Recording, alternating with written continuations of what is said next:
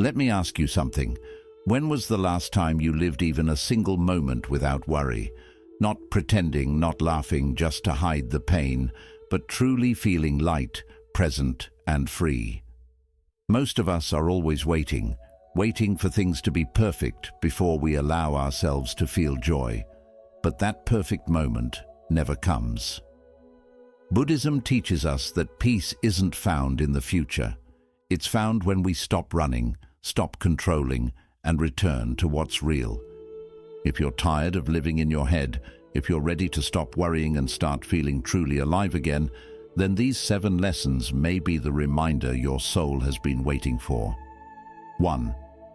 The present moment is the only safe place you'll ever have. One of the deepest truths in Buddhism is that real peace, real freedom, can only be found in the present moment. That may sound simple, but when you truly understand it, it changes everything. The past is gone. It only lives in your memories. The future hasn't happened yet. It only exists in your imagination. But worry doesn't care about that. It pulls you into a mental world filled with what-ifs and maybes. It creates worst-case scenarios, builds fears out of thin air, and convinces you that danger is always just around the corner. And because you keep thinking about those fears, your body and mind start to react as if they're real, even though you're completely safe right now. When you worry, you're not dealing with the actual moment you're in. You're living in a future that hasn't happened. You're suffering through events that exist only in your mind. That's how powerful thoughts can be. They can rob you of the peace that's already here. But the moment you bring your awareness back to what is truly happening, your breath going in and out, the feeling of your feet on the ground, the sounds around you, something shifts. Your nervous system begins to calm down. Your chest feels lighter, your thoughts slow, because the present moment is not just an idea, it's a place, a refuge. It's the only space where life is actually happening. Everything else is just noise. And here's the most important part. Worry cannot survive when you're truly present. It feeds on imagination. It dies in reality. When you are fully grounded in the now, there is no space for fear about what hasn't happened yet. The mind may still try to pull you back into worry. It may whisper, "What if tomorrow brings bad news?" But you can learn to gently speak back to it, saying, "I don't need to solve tomorrow right now. Right now, I am safe. Right now, I am breathing, and that is enough." With practice, this return to the present becomes easier. It becomes your anchor, your home, your safest place to be. And the more you return, the more you realize you were never supposed to live in fear of the future. You were always meant to live in the freedom of now. 3. Acceptance is not giving up. It's giving yourself permission to breathe. We often confuse acceptance with weakness. We think that if we accept something difficult, it means we've stopped trying, that we've failed, or that we're giving up on changing things. But in Buddhism, acceptance is not about surrendering to helplessness. It's about letting go of the exhausting need to control everything that happens to us. When you constantly resist what life brings, whether it's a loss, a mistake, a delay, or an unexpected challenge, you create tension inside yourself. That tension becomes suffering, not because the situation is unbearable, but because your mind is fighting it so hard. Acceptance means seeing reality clearly and saying, "This is what's happening right now." It doesn't mean you like it. It doesn't mean you don't care. It simply means you stop pretending it's not real. You stop pouring energy into wishing it were different when in this moment it is not. And once you do that, something opens inside you. You stop clenching. You stop fighting against the tide. And in that softening, you can finally breathe again. Think about how much mental and emotional pain comes not from the event itself, but from your resistance to it. A relationship ends, and instead of grieving, we ask why it happened, how it could have been avoided, whether it could still be fixed. We relive it again and again, as if we could rewrite the past by worrying hard enough. But we can't, and the more we resist what is, the more we suffer. Acceptance is the moment you stop arguing with reality and allow yourself to feel what you feel, without judgment, without shame. That's when healing begins. This doesn't mean you stop trying to grow or improve your situation. It means you stop expecting life to match your plans in order for you to be at peace. You begin to realize that peace isn't the result of things going your way. Peace is what happens when you stop needing things to go your way. Acceptance creates space. Space for clarity, for wise action, for rest. It frees up the energy that was trapped in the endless cycle of frustration and fear. And in that space, you can move forward, not with anxiety, but with understanding, not with control, but with trust. Because you no longer need to win against life. You just need to walk with it. 4. Not every thought deserves your attention or your belief. The human mind is an incredibly powerful tool, but it can also be an incredibly noisy and confusing place. Every single day, thousands of thoughts pass through your awareness. Some helpful, many repetitive, and far too many based in fear, doubt, and insecurity. One of the core teachings in Buddhism is the understanding that you are not your thoughts. This simple truth, when fully grasped, can transform your inner life.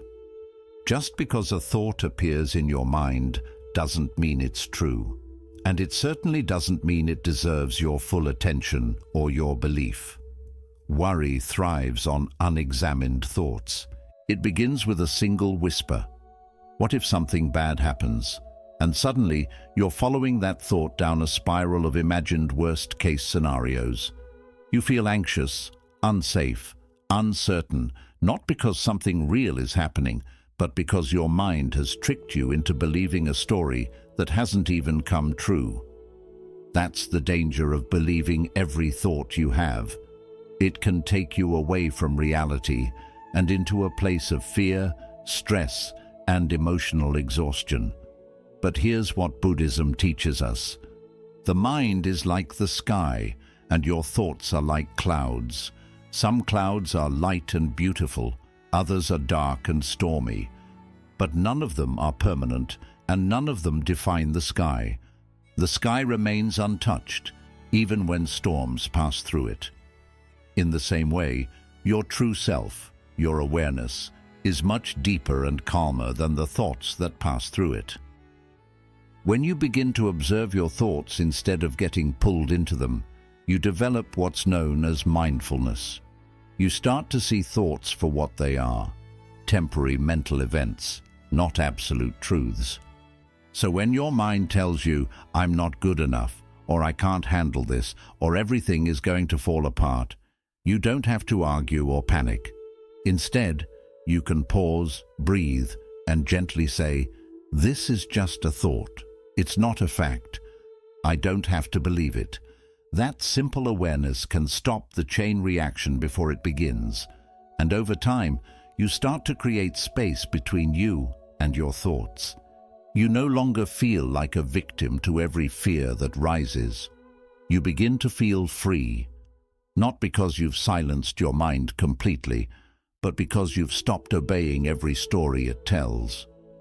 The more you practice this, the more peace you'll experience. You'll still have thoughts, of course, but they won't carry the same weight. You'll be able to notice them, let them pass, and return to the calm center within you. That's what mindfulness does. It trains you to live with awareness instead of reactivity. It teaches you to stop letting your thoughts pull you in every direction. And when you master this inner stillness, worry no longer controls you. You become grounded, clear, and calm. Not because life is perfect, but because your mind no longer needs to be. 5. Impermanence means your fear cannot last forever. One of the most profound and freeing teachings in Buddhism is the truth of impermanence. The understanding that everything in this life is constantly changing. Nothing remains the same. People grow, emotions shift, situations evolve. Just like the seasons, every experience, good or bad, will pass. And yet, when fear or anxiety takes hold, it often feels permanent. It feels like it will stay forever, like it has taken over your entire reality. But the truth is, no matter how overwhelming the fear may seem, it will pass. It always does. Think back to the moments in your past when you felt lost, anxious, heartbroken, or uncertain. At the time, those feelings might have seemed unbearable. But here you are. You survived them. You made it through. And now, those same experiences live only in memory. That alone proves something powerful. Emotions, no matter how intense, are temporary. Even the deepest pain has a lifespan. And once you start seeing emotions this way, especially worry and fear, you stop identifying with them. You stop saying, "I am anxious," and instead begin to understand, "I am experiencing anxiety." And like everything else, it will pass. When you forget impermanence, you panic. You feel like things will always be this hard, this uncertain, this painful. But when you remember it, you create space between you and your suffering. You no longer see it as something that defines your existence, but as something that is visiting for a while and will eventually leave. This is not just a comforting idea. It's a spiritual truth that is reflected in nature, in life, and in every experience we go through. The storm doesn't stay. The night always gives way to dawn. And even the heaviest emotions lighten with time. This understanding also helps you approach your emotions with more patience and gentleness. You stop trying to rush healing or force yourself to feel better. Instead, you learn to sit with your discomfort without fearing it. You let it move through you like a wave, rising, peaking, and eventually receding. You learn to breathe with it, not fight against it. You trust the process, because now you know with complete certainty that you are not stuck. You are simply in a temporary moment of difficulty, and that moment, like all others, is already passing. So when worry shows up, and your chest tightens, and your mind begins spinning stories about what might go wrong, take a step back. Place your hand over your heart. Remind yourself gently, this is only a moment. It will not last. I have survived so many before, and I will move through this too. That simple reminder, spoken with awareness and care, can bring incredible peace to your inner world. Because when you stop fearing your fear and you start trusting the nature of impermanence, you unlock a kind of inner calm that no storm can shake. 6. Let go of control. That was never your burden to carry. One of the greatest sources of worry in life comes from the illusion of control. The belief that if we think hard enough, plan far enough, or try long enough, we can make everything go exactly as we want. We tell ourselves that if we just stay alert, we can prevent bad things from happening, avoid pain, and keep everything and everyone in perfect order. But this belief, while understandable, is a heavy burden to carry. Because no matter how hard you try, there will always be things beyond your control. Other people's choices, unexpected events, shifting circumstances, and even your own emotions at times. Trying to control everything doesn't bring peace. It creates anxiety. It builds a life based on fear, not freedom. Buddhism teaches us a different way. It encourages us to act with intention and wisdom, but without clinging to the outcome. This means you do your best in every situation. You show up fully. You give your energy to what matters. You respond with mindfulness, but then you release the rest. You trust that the river of life will carry you where you need to go, even if the path looks different than you imagined. Letting go doesn't mean you stop caring. It means you stop suffering over what isn't yours to control. It's not weakness, it's maturity. It's strength of a different kind. The kind that comes from knowing that peace is more important than perfection. Think about how many nights you've stayed awake replaying conversations, stressing over decisions you can't undo, or fearing outcomes that haven't even happened. All that energy, all that tension, and yet nothing changed except your exhaustion. The truth is, the future is not something you can fully shape with worry. It's shaped by presence, action, and trust. And when you realize that, you can begin to release your grip. You can breathe again. You can walk more lightly through your life. Letting go of control also means surrendering the idea that you must be perfect in order for things to work out. It means accepting that mistakes will happen, plans will shift, and uncertainty is part of the journey. But instead of resisting that truth, you begin to make peace with it. You start trusting that life has its own intelligence, that there's a deeper order behind what appears to be chaos, and that trust becomes your anchor in times of change. You don't need to figure everything out right now. You don't need to have all the answers. What you need is to return to yourself again and again and ask, am I doing my part with presence and care? If the answer is yes, then let the rest unfold. Give life room to breathe. Give people room to be who they are. And give yourself permission to not know everything. The freedom that comes from letting go is not the kind that floats above life.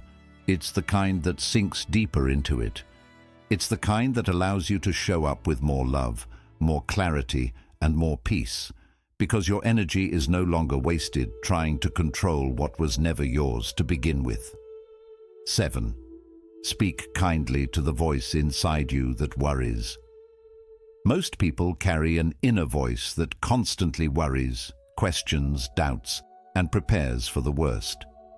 It shows up in moments of silence, when you're alone with your thoughts, or when something uncertain appears on the horizon. It whispers things like, "Are you sure you can handle this?" Or, "What if everything falls apart?" This voice is not cruel by intention. It doesn't speak to hurt you. In fact, it believes it's protecting you. It tries to prepare you for possible danger, heartbreak, or disappointment. But over time, that same voice becomes a source of stress and exhaustion. It keeps you in a constant state of alertness, draining your peace and stealing your joy. Buddhism teaches compassion, not just for others, but for yourself, especially for the parts of you that are scared. Instead of fighting this inner voice or silencing it with force and frustration, the healing approach is to meet it with kindness and understanding. Just like you'd comfort a scared child who doesn't fully understand the world, you can begin speaking to your inner self with calm reassurance. You can say, "I know you're afraid. I know you're trying to keep me safe. But we are okay right now. We don't need to panic. Let's breathe and take things one step at a time." When you move from judgment to compassion, something powerful happens inside. The fearful voice no longer needs to scream to be heard. It softens. It starts to trust you.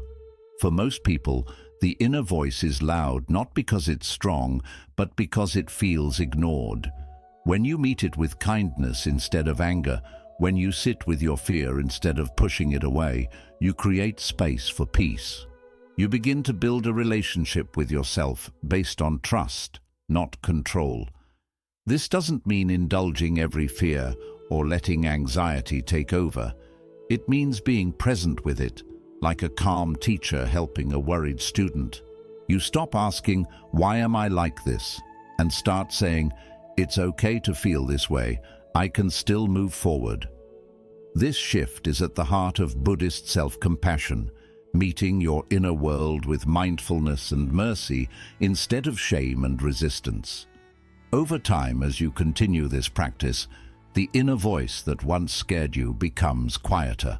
Not because the world has changed, but because your relationship with your mind has healed. You've become your own safe space. You've learned that you don't need to fight yourself to grow. You need to hold yourself through the growth. And that kind of gentleness isn't weakness. It's the deepest form of strength. Because when you can sit beside your own fear without running from it, you're no longer controlled by it. You are free. Joy isn't a reward for a perfect life. It's a practice you can begin today. Many people spend their whole lives thinking happiness is something they must earn. They tell themselves, "I'll be happy when things settle down," or "I'll feel joy when everything is in order, once I'm successful, once I've fixed all the problems." But that day rarely comes, because the truth is, there will always be something unfinished. There will always be uncertainty, imperfections, and changing circumstances. If you wait for life to be perfect before allowing yourself happiness, you'll be waiting forever. Buddhism gently teaches that joy isn't something you stumble upon by accident. It isn't something that comes only to the lucky or the peaceful. It's a daily practice, a conscious return to the present moment, a choice to accept life as it is, not as you wish it to be. True joy isn't loud or dramatic. It doesn't always look like excitement or celebration. Sometimes joy is as simple as pausing to feel the warmth of sunlight on your skin, listening to the wind move through the trees, sipping tea in silence, or noticing the way your chest rises and falls with each breath. These are the quiet doors through which happiness enters, not because your life is perfect, but because you've chosen to be present with it. One of the key shifts in Buddhist thinking is realizing that you don't need to fix everything in your life to feel peace. You just need to stop believing that happiness must be postponed. You don't need every fear to vanish before you can smile. You don't need all the answers to feel calm. You don't need every wound healed before you can laugh. Joy exists in the now. And when you learn to touch it, even while your life is still messy, something sacred happens. You begin to take your power back. Practicing joy means training your mind to notice the good, even when things are tough. It means taking time to be grateful, even when not everything is going your way. It means allowing yourself to soften, to enjoy small things, to be kind to yourself, and to appreciate the moments that bring peace. Over time, this becomes a way of life. And worry, which once felt constant and overwhelming, begins to shrink.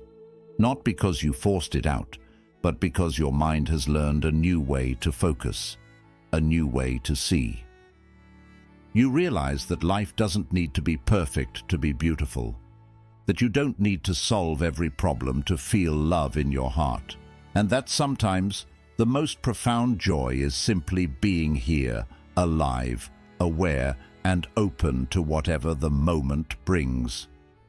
When you practice joy like this, quietly, gently, daily, you discover that happiness was never far away. It was simply waiting for you to stop chasing it and start noticing it.